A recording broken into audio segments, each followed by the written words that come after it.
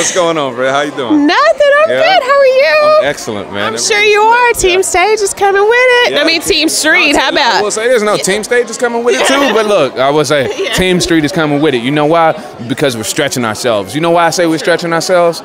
I'm gonna be truthful, okay? Here's the thing. Team Street has taken on ballroom. I mean, Paso Doble, salsa. You know, I can't think of another ballroom at this point in time, but we've done another ballroom. We've done contemporary. We've done jazz. We've done African jazz and all that. Now, when it comes to the category of hip hop, have y'all noticed that it's only just hip hop? It's not popping, locking, breaking, crump. Team Street is stretching right now. We're working hard. Now, I'm also not saying the Team Stage is not working, because they're working incredibly hard and they're bringing heat. But I will say we're stretching ourselves further outside of our comfort zone. Ooh, good point. I almost want to end the interview on that. You need to talk to Nigel about that. It's getting tight right now. It's getting really tight, and I mean the competition is getting incredibly intense, and the talent that's here, and I'm talking about on both sides right now, the talent is phenomenal. I mean, Jim solo tonight, crazy. And I'm not mad at him doing hip hop. I know they gave him a hard time tonight, but it's hard. I'm Team Jim. Exactly. And then I'll say this too.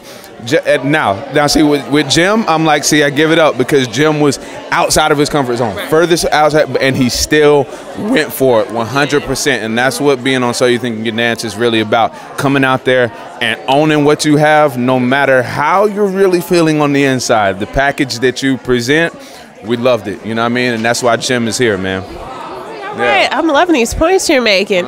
So, Neptunes, I was a little upset. I'm not even going to lie. What were you thinking? Yeah, it is very upsetting, you know, because at this point in time, man, we're really down to the wire, you know. I was surprised.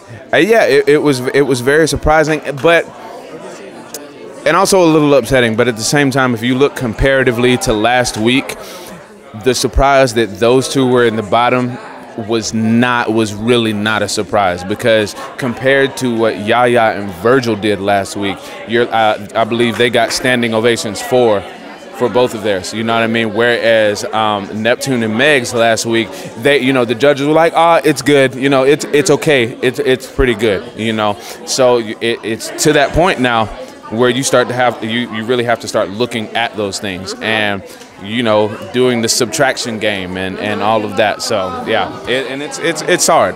I know I'm just babbling on, but I will say this, man. Everybody in Team Street at this point in time has individual qualities that we hate to lose, man. But you know, those things linger on, and we just keep it going. Neptune was one of the most focused, hard-working, and strong dudes that you've ever seen, and I remember that from seeing him in Vegas, from the very moment I saw him, and he carried that all the way through the competition, and that's why he's come so far.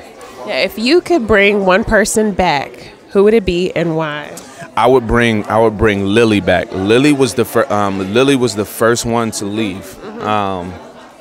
And the reason I say that is because Lily was so bright, and she was so hardworking.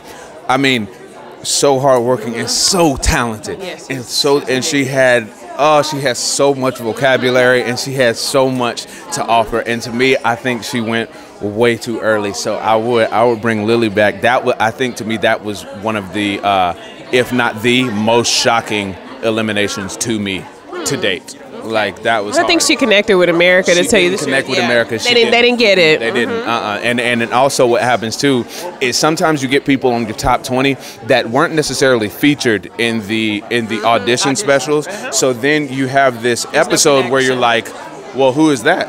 You know what I mean? Yeah.